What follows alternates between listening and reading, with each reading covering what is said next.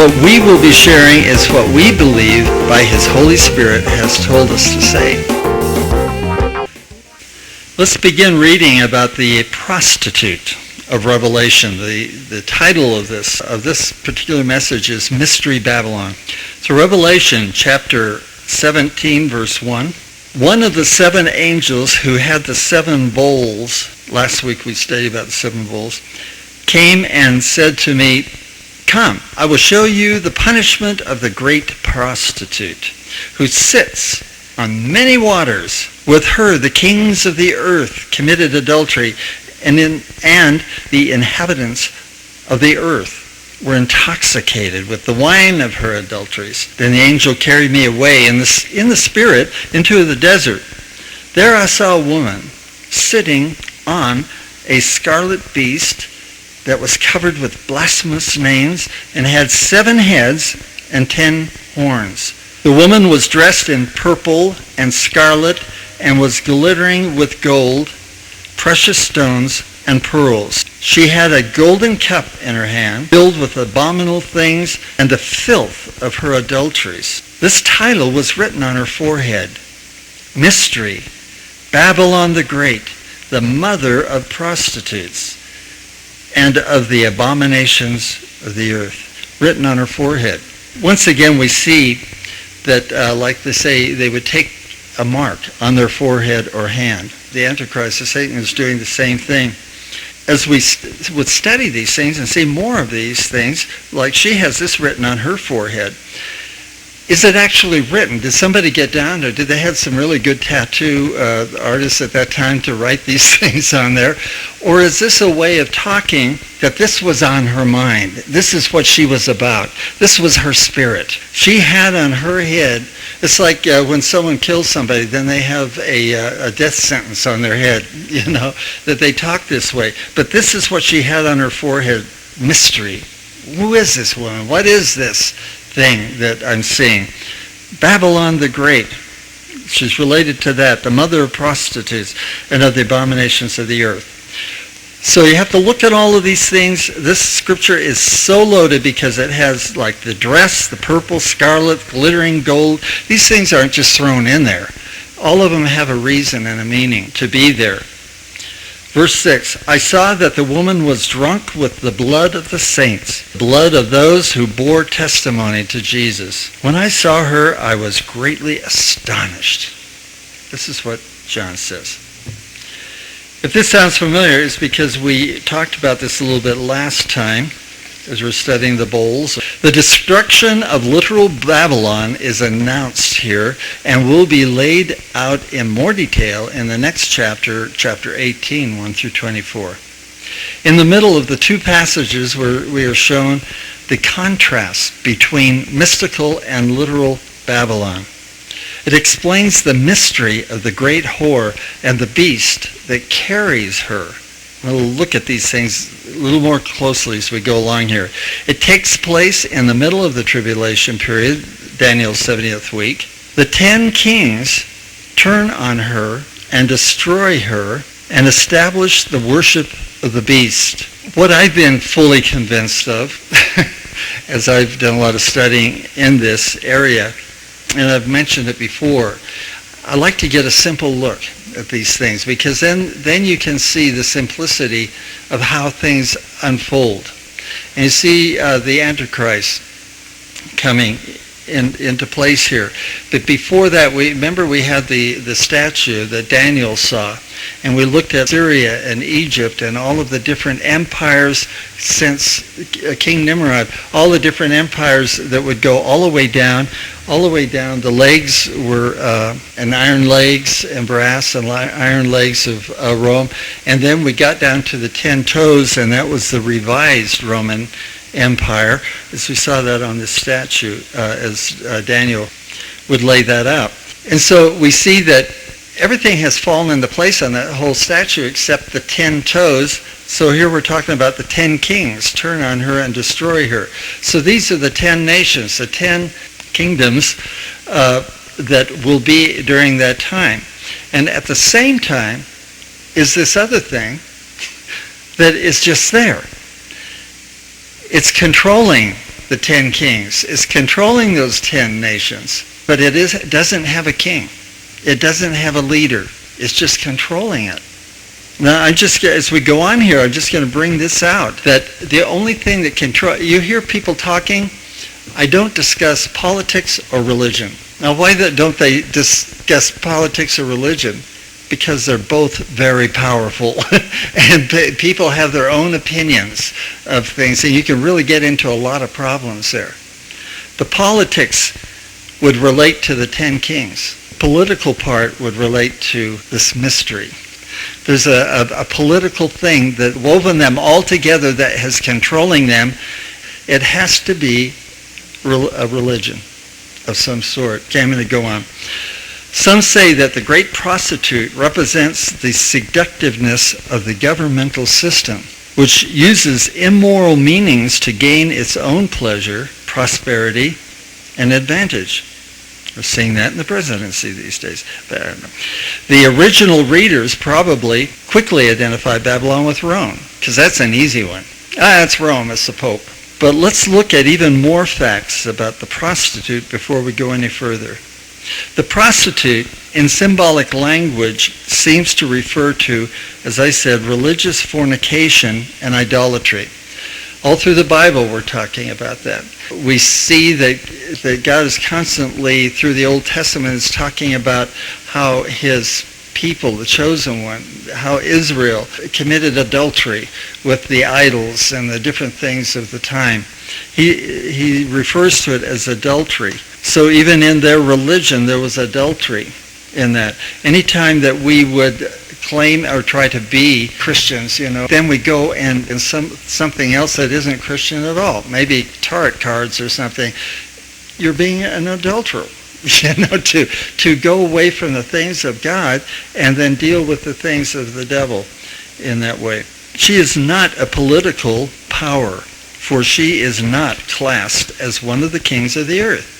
We don't see her here as one of the kings of the earth. So when it says the woman is sitting on the beast, and the beast has these 7 heads and 10 crowns, they're all different entities here. She only causes the kings and the inhabitants of the earth to be drunk with the wine of her fornication. So since fornication here refers to religious harlotry, then her influence over the nations must be through some sort of religion. That's the only thing I can come to. The beast that she rides on has to be the 8th kingdom. The 8th kingdom was the Antichrist, and the 9th kingdom was Jesus coming in. So the beast has to be that 8th kingdom of the Antichrist taking over, the last kingdom before Jesus Christ establishes his kingdom forever. The 8th kingdom was symbolized by the 10 toes of Daniel's statue, if you remember that. The 10 toes. And what comes to me immediately is on the other side, we had listed these 7 empires. So there's 7 heads and 10 toes represented on that statue that Daniel interpreted. The waters being all the peoples. That's the simple interpretation of symbolism in the Revelation.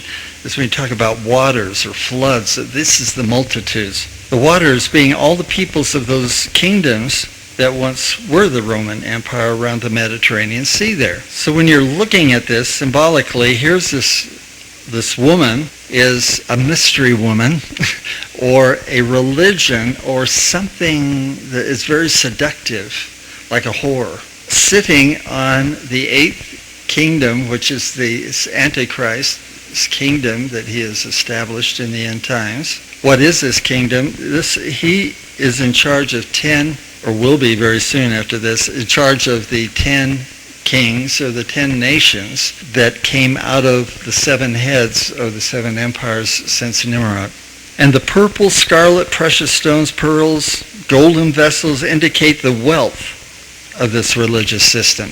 You can see how people would just jump to, it's the Catholic Church. Look how wealthy they are. The wealthiest church in the world. The golden cup in her hand, full of her uncleanliness, spiritual fornication, and abominations by which she dupes the political powers, shows her not a political power, but another kind of power. He said, I don't talk politics or religion. So if it's not politics, not a political power, then it must be a religious power. This is not a literal Babylon you can see, but a mystery Babylon that is unseen, but felt, loved, and submitted to at the time. There is a theory that comes from the writings of Hislop. Have you heard of him? He wrote a book called The Two Babylons. Remember that? We have studied people here. I shouldn't even be up here.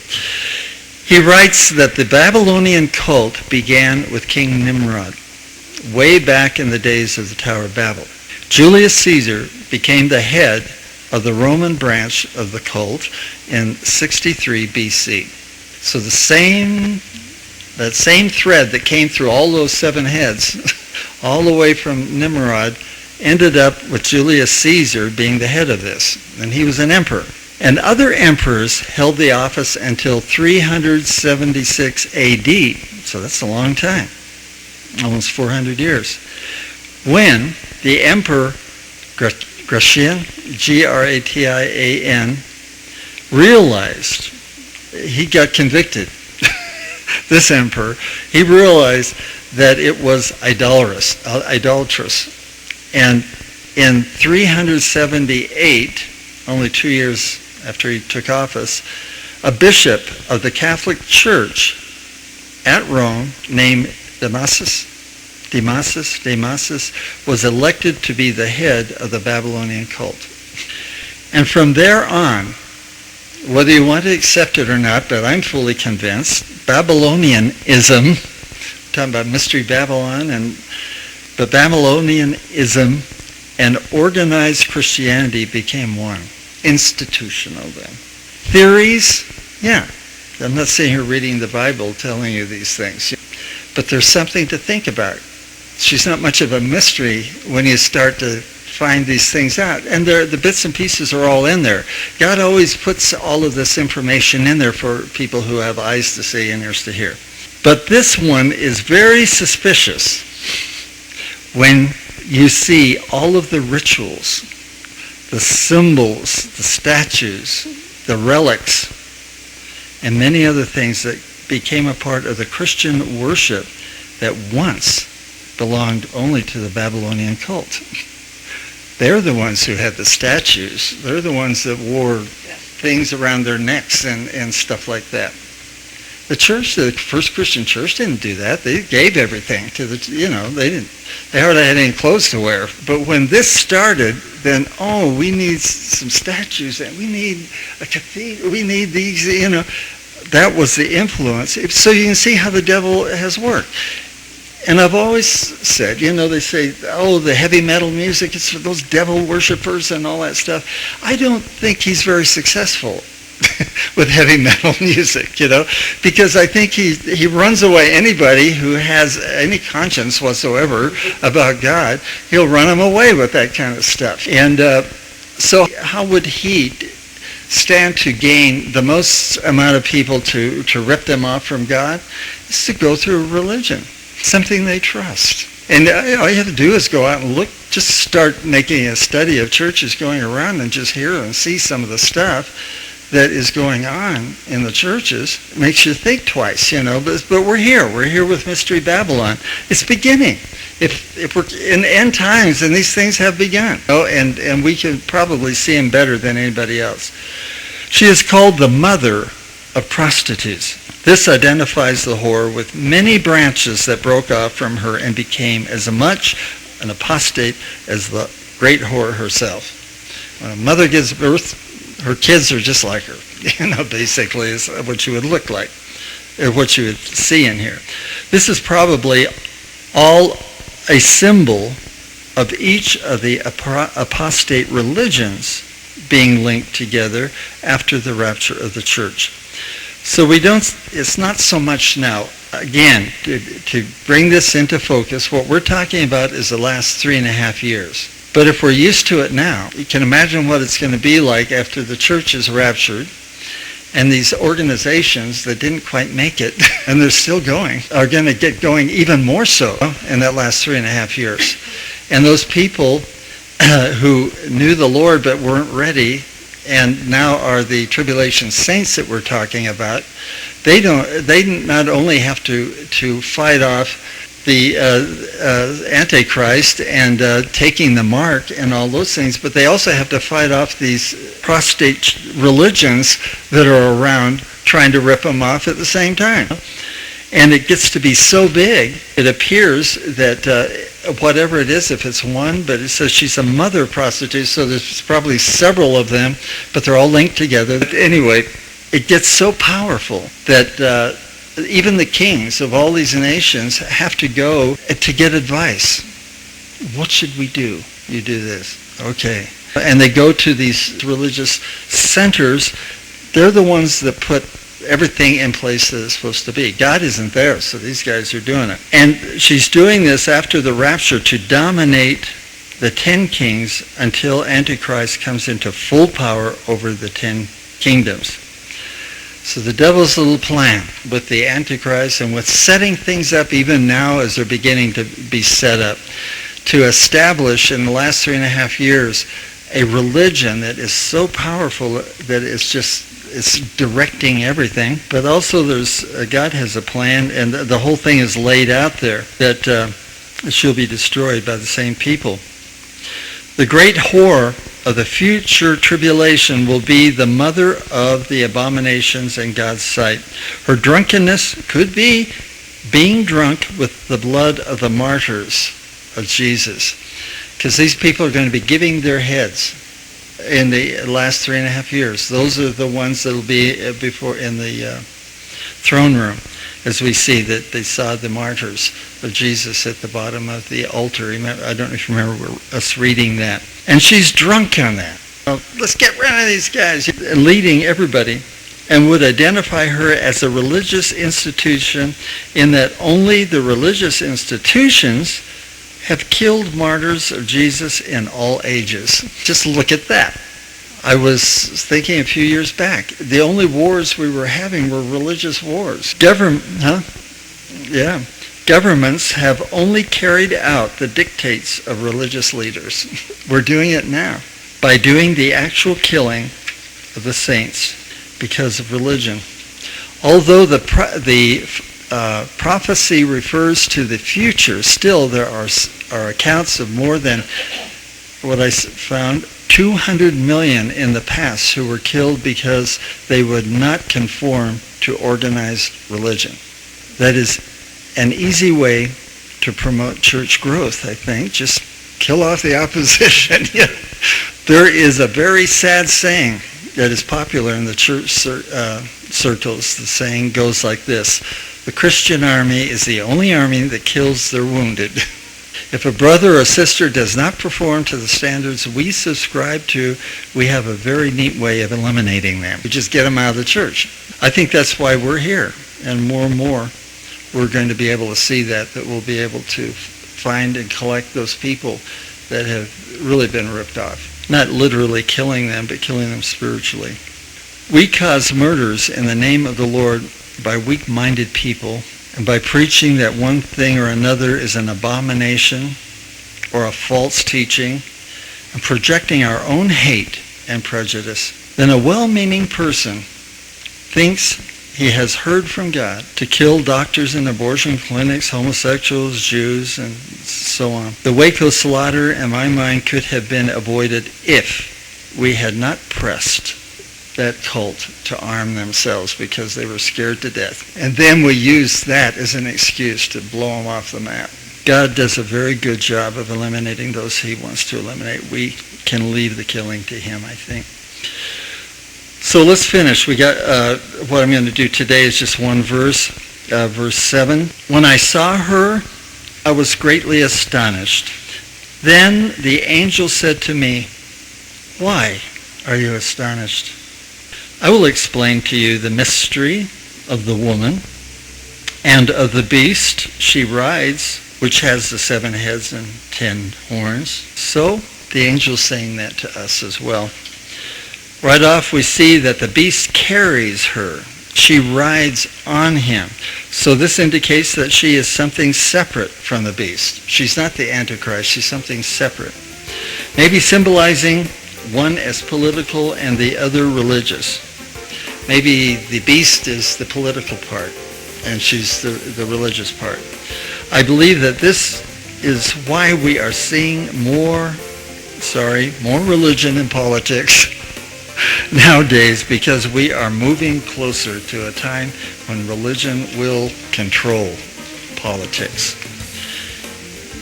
And well-meaning organizations are bent on that very thing in this country.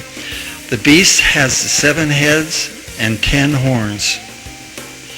He is not the head or the horns. Heads and horns symbolize empires and kingdoms. We have already learned about from the dream of the statue Daniel interpreted. There's just too much, and there's a lot more coming, so we leave a cliffhanger here for next time, and we're going to get into that. So let's pray.